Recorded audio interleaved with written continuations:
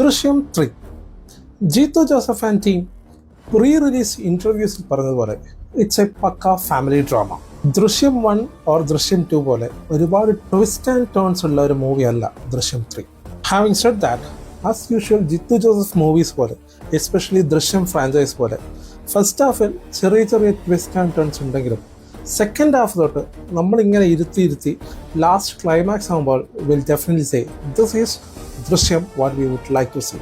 ദൃശ്യം ഫസ്റ്റ് പാർട്ടിൽ ജീപ്പാണെങ്കിൽ ദൃശ്യം 2 ആകുമ്പോഴേക്കും അതൊരു ഫോർഡ് എക്കോ സ്പോട്ടായി. ദൃശ്യം 3യിൽ MG Hector. And that's kind of a director brilliance, not sure. അഭിനയിച്ച എല്ലാവരും നന്നാക്കിയപ്പോൾ വേണ്ട എന്ന് തോന്നിയത് ചില അനാവശ്യ പരസ്യങ്ങളാണ്.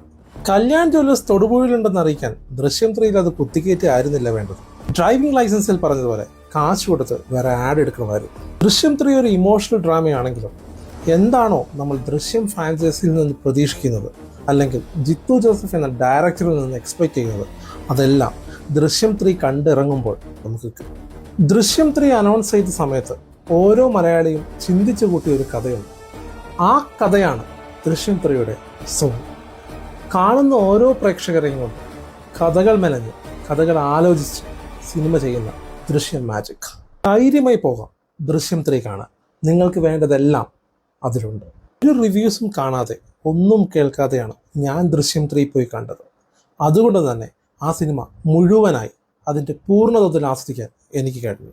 റിവ്യൂസ് അല്ല ഒരു സിനിമയുടെ വിജയ പരാജയങ്ങളെ നിശ്ചയിക്കുന്നത്, നിങ്ങളുടെ വിഷനറിയാണ്. And let that be your on.